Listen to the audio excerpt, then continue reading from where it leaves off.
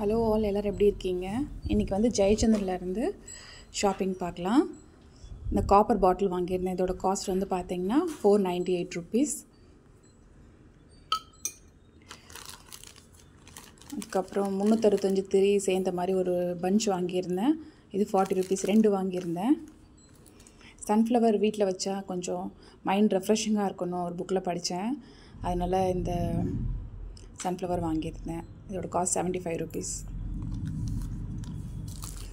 மீனாட்சி அம்மனோட குங்குமம் 18 rupees. சின்ன கலசம் மாதிரி குட்டியாக ஒன்று வாங்கியிருந்தேன்.